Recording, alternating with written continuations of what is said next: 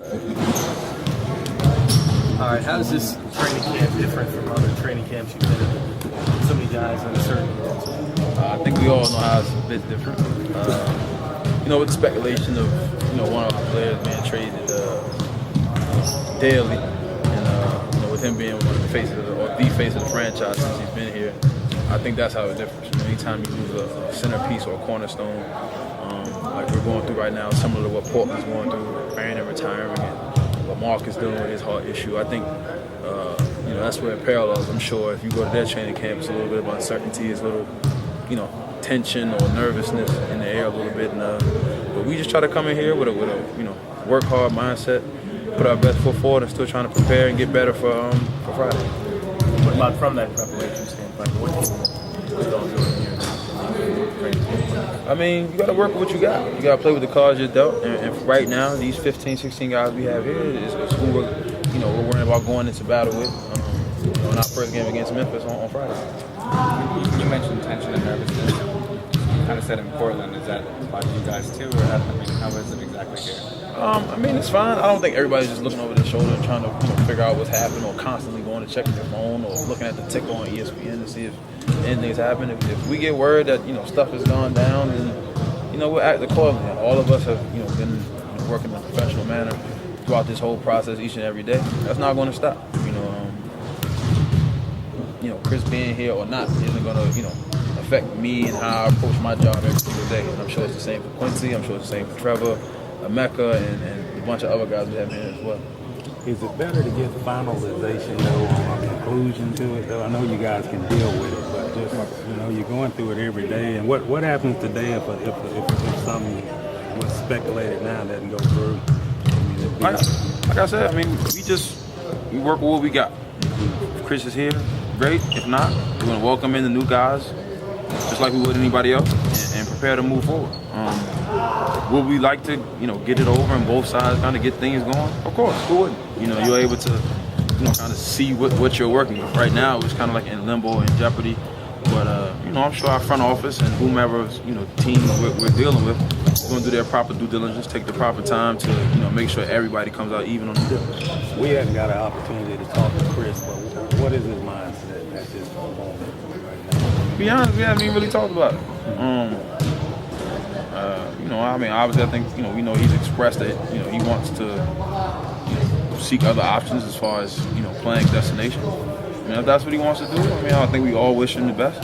I think everybody here in this organization in New Orleans or Oklahoma City is grateful for the contributions he's, put in for the past 7 years. But if we feel like his time's up, I think everybody should wish him well. And like I said, we're still going to come in here and work hard. The beat doesn't stop with one player. I'm sure he knows that as well. And, we're just going to keep working hard, keep getting better.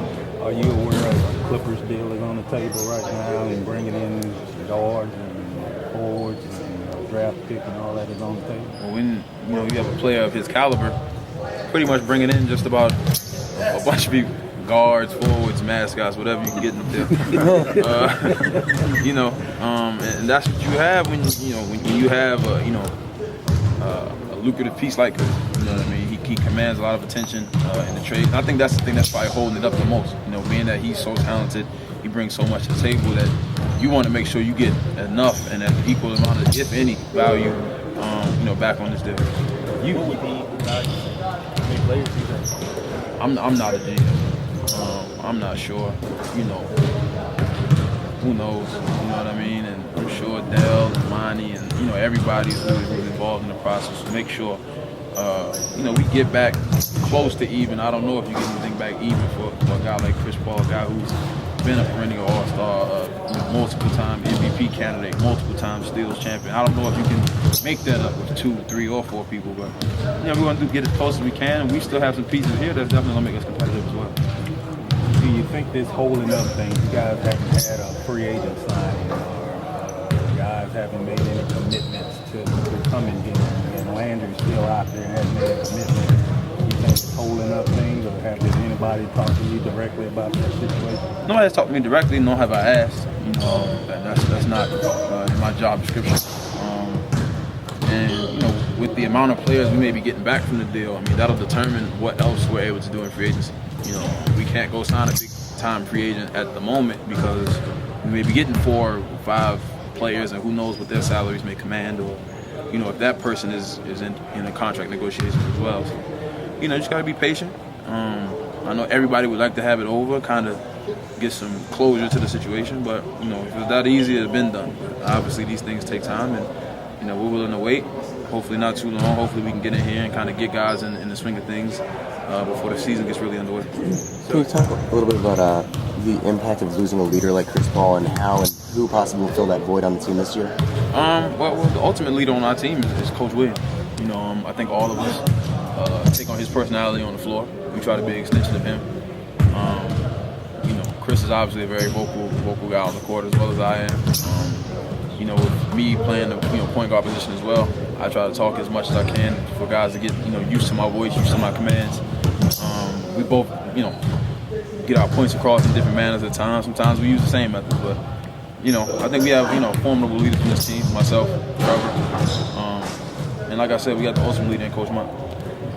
Just for clarification, the words in your mouth. It sounded like you said the lack of closure with the Chris deal might be holding up the free agent moves on the team.